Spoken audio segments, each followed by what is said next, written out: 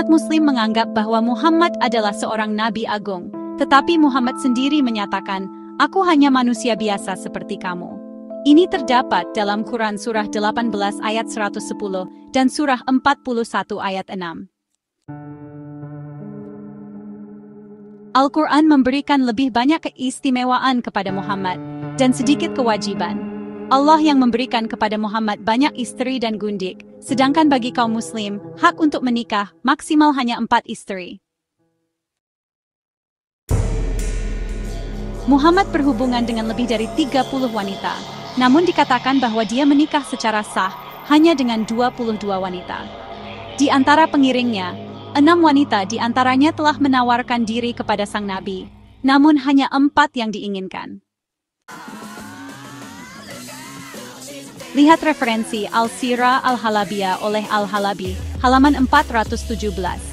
Juga diriwayatkan bahwa Muhammad mempunyai kemampuan menggilir istri-istrinya dalam satu malam, sebanyak 9 istri. Ini tercantum dalam hadis Sahih Bukhari, halaman 181. Ilmuwan dan negarawan Muslim Ali Dashti melaporkan daftar wanita dalam kehidupan Muhammad. Wanita nomor 1 sampai dengan 16 adalah istri-istri Muhammad. Wanita nomor 17 dan 18 adalah budak atau gundik. Wanita nomor 19, 20, 21, dan 22 adalah wanita-wanita Muslim yang menyerahkan diri mereka sendiri untuk memuaskan Muhammad. Kepada para muslimah tersebut, Nabi Suci berani memberikan janjinya sebagai berikut. Siapa yang menjamin kepadaku kelaminnya dan lidahnya, niscaya aku menjamin surga kepadanya. Ini merujuk pada hadis Sahih Bukhari, halaman 1816. Sementara wahyu Allah tidak memastikan surga apapun bagi muslim, kecuali neraka. Dan tidak ada seorang pun daripadamu, melainkan mendatangi neraka itu. Hal itu bagi Tuhanmu adalah suatu kepastian yang sudah ditetapkan. Seperti yang tercantum dalam surat 19 ayat 71. Istri Nabi yang pertama Khadijah. Ketika Muhammad berumur 25 tahun, ia dilamar oleh majikannya sendiri yang bernama Siti Khadijah, seorang pengusaha kaya dan terpandang yang telah berumur 40 tahun. Muhammad menemukan dalam diri Khadijah belas kasih seorang ibu yang tidak dia dapatkan pada masa kecilnya. Muhammad punya 7 anak dengan Khadijah. Anak-anaknya ini didapat ketika Muhammad berumur 25 tahun sampai 40 tahun. Ketika Muhammad berumur 50 tahun, Khadijah meninggal dalam usia 65 tahun. Selama 25 tahun hidup bersama Khadijah, Muhammad hidup secara monogami. Tetapi entah kenapa setelah kematian Khadijah, Muhammad mulai mengawini istri-istrinya yang baru. Kedua, Saudah. Ini adalah kisah pernikahan Muhammad dengan Saudah binti Zama atau Saudah. Dia adalah satu-satunya istri Muhammad yang tidak cantik. Tetapi banyak ahli muslim menggambarkan Saudah sebagai seorang yang baik dan cantik di dalam hati. Ketika Khadijah meninggal, Khawlah binti Hakim mendatangi Muhammad dan bertanya kepadanya, "Apakah kamu menginginkan seorang perawan atau janda?" Muhammad meminta kedua-duanya. Yang perawan adalah anak perempuan Abu Bakar, sedangkan yang janda adalah Saudah. Namun dia terkejut setelah mengetahui pada malam pernikahannya bahwa Saudah tidak cantik. Muhammad memarahi Khawlah karena memperkenalkannya dengan Saudah. Ibn Hajar Asqalani menulis Khawlah, guna memperbaiki kesalahannya, menawarkan dirinya kepada Muhammad. Dan Khawlah tinggal bersama Muhammad sebagai layaknya suami istri. Dan itu terjadi hanya 2 bulan setelah pernikahan Muhammad dengan Saudah. Al-Isabah fi Tangis Al-Sahaba oleh Ibn Hajar, volume 4, halaman 284.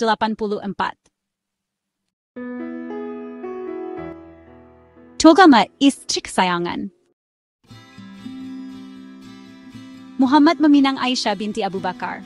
Abu Bakar menolak pinangan Muhammad dengan halus dan berkata, "Saya ini saudaramu." Tetapi Muhammad menjawab, "Engkau saudaraku dalam agama Allah dan kitabnya, sedang Aisyah itu boleh saya kawini."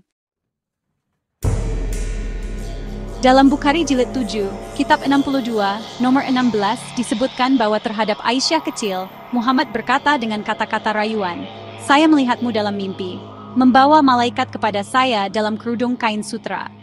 Malaikat berkata, 'Inilah istrimu.' Setelah kerudung saya buka, rupanya kamu." Ini juga tercatat dalam Bukhari volume 7, kitab 62, nomor 67. Muhammad mengawini Aisyah waktu masih di bawah umur.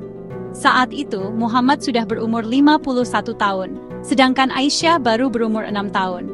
Mereka mulai serumah ketika Aisyah berumur 9 tahun dan Muhammad 53 tahun. Zaman sekarang, ia akan disebut sebagai seorang pedofil, akan dicekal dan dikenakan hukuman berat. Ia bukan contoh teladan seperti yang dinubuatkan jelas-jelas dalam Al-Quran, pada surat 33 ayat 21. Aisyah berkata, "Rasulullah pernah mencium dan mencumbu aku dengan mesra ketika dia sedang berpuasa, tetapi dia mampu mengendalikan nafsunya." Ini tercatat dalam HSM 1073. Keempat, Sa. Muhammad menikah dengan wanita cantik lainnya yaitu Salma. Atas perkawinan ini Aisyah mengatakan, "Ketika Rasul Allah menikahi Salma, saya terpuruk dalam kesedihan besar saat dia membicarakan kecantikannya.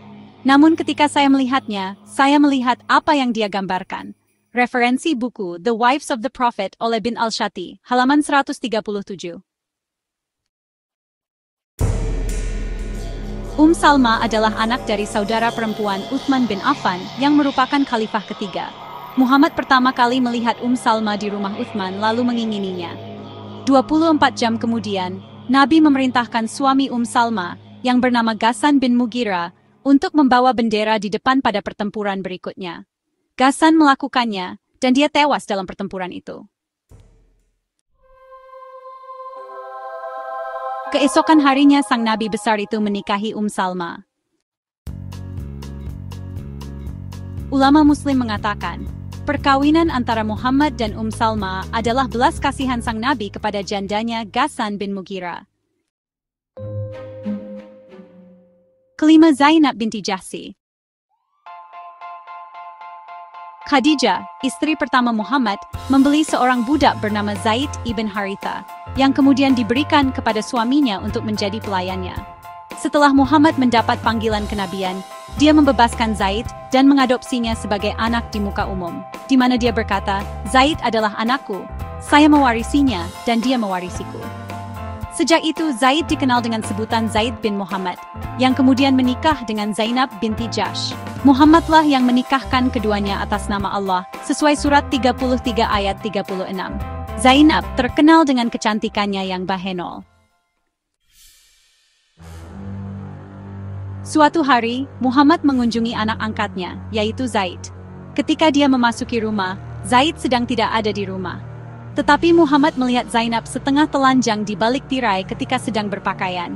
Muhammad tersirap dan sangat menginginkannya. Sebelum dia pergi, dia berkata kepadanya, "Terpujilah Allah yang dapat merubah hati seseorang." Zainab merasa senang dan menceritakan hal itu kepada suaminya. Zaid langsung menemui Muhammad dan bertanya, "Apakah engkau menginginkan aku menceraikannya untukmu?" Muhammad menjawab di luar kejujuran, "Tahanlah terus istrimu dan bertakwalah kepada Allah." Dari luar, Muhammad tidak ingin Zaid menceraikan istrinya, tetapi di dalam hatinya Muhammad bernafsu untuk memiliki Zainab ketika dia melihatnya setengah telanjang.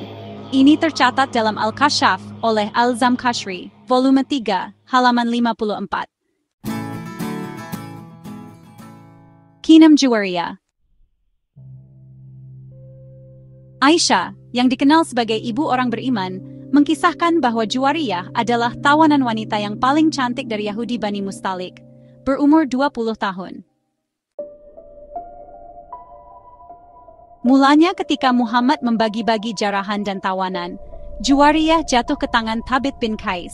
Tetapi karena kecantikan Juwariyah, Muhammad mengambil Juwariyah untuk dirinya sendiri dan menukar dengan 9 keping emas kepada Thabit bin Qais, tetapi tidak memberi mahar kepada istrinya. Juwariyah adalah putri bangsawan yang telah menikah dengan sepupunya. Suami Juwariyah dibunuh oleh Muhammad dan istrinya diambil. Pada saat mengawininya, Muhammad berusia 58 tahun dan Juwariyah berusia 20 tahun. Transaksi antara Muhammad dan Thabit bin Qais untuk mengambil Juwariyah terjadi di hadapan Aisyah, sehingga kemudian terjadilah kisah Aisyah dan Safwan lawan Ali bin Abu Thalib. Ketujuh, Habibah. Habibah adalah seorang wanita cantik berusia 23 tahun yang telah menikah dengan Ubaid Allah bin Jahsh. Ubaid adalah anak dari Bibi Muhammad sendiri, dan sekaligus adalah saudara kandung dari Zainab yang dikawini Muhammad minggu sebelumnya. Ubaid terpaksa pergi lalu Muhammad menikah istrinya. Maka Ubaid berkata kepada Muhammad, "Engkau bukanlah seorang nabi ataupun seorang rasul Allah. Berhentilah mengatakan demikian. Saya mengimani Isa Al-Masih karena dia adalah kebenaran, tetapi engkau adalah orang yang mementingkan diri sendiri." Lihat Istri Nabi oleh Binti Al-Shati, halaman 203. Ketika berada di lokasi Ubaid, barulah agaknya seorang muslim bisa melihat kebenaran. Kedelapan, Safiyah binti Huyai yang berasal dari Yahudi. Pada tahun ke-7 Hijriah, atau 629 Masehi, Muhammad memerintahkan serangan terhadap suku Yahudi Khaybar. Pada serangan tersebut, banyak orang Khaybar terbunuh, hartanya dirampas, dan wanita-wanitanya dijadikan tawanan. Di antara para tawanan terdapat Safiyah, yang saat itu berusia 17 tahun, juga suaminya Kinana dan ayahnya.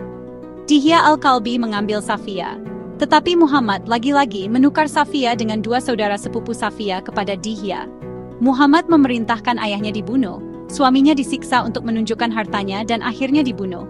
Sedangkan istrinya, Safiyah, diambil Muhammad dan dibawa ke dalam tendanya untuk bersetubuh dengannya pada malam yang sama, di mana suaminya dibunuh.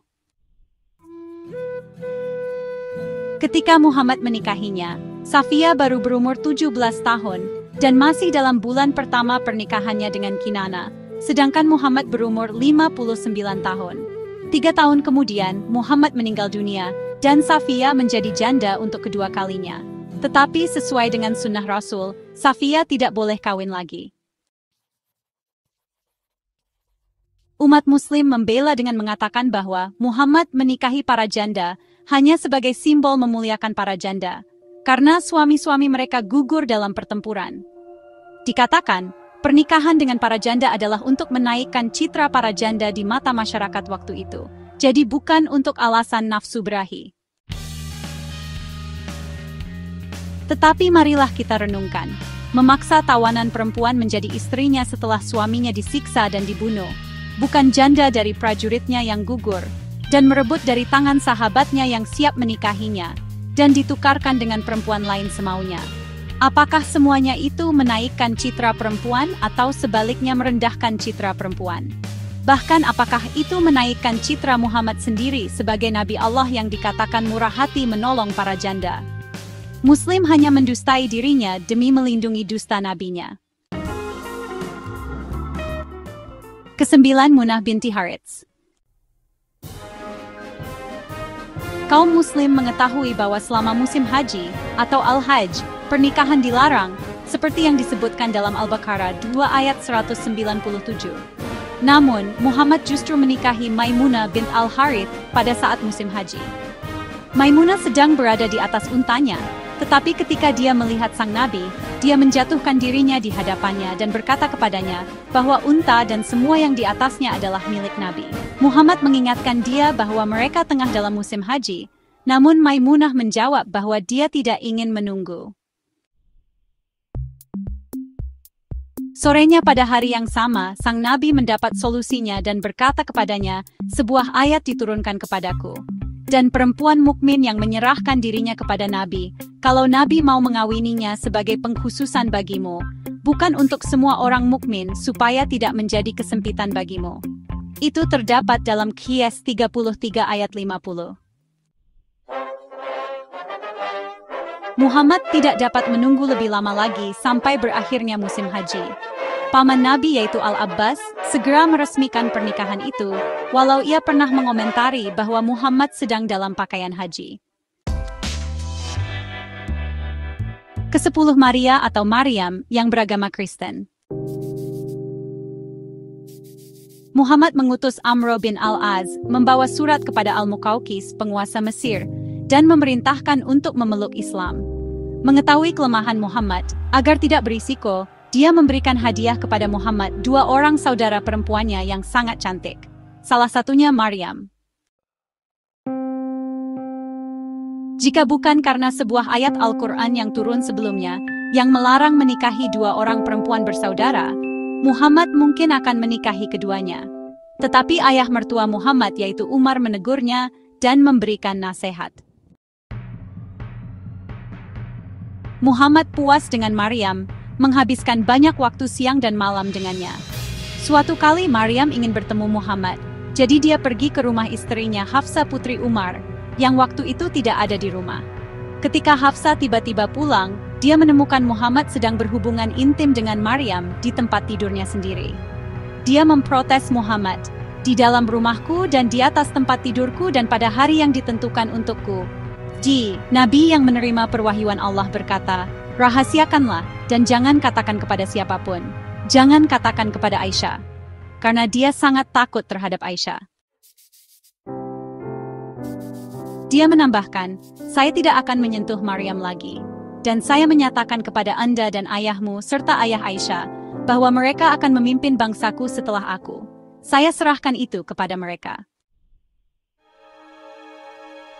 Tapi Hafsah memberitahu Aisyah lalu Muhammad menceraikan Hafsah. Lihat Sunan Abu Dawud buku 12.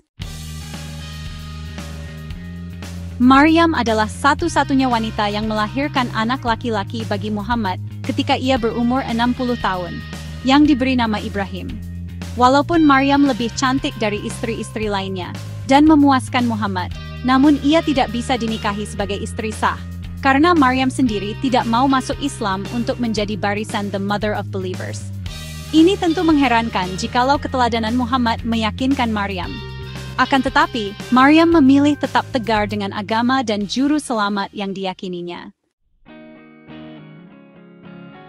Itulah 10 daftar istri Nabi Muhammad, yang diringkas dari 22 istri Nabi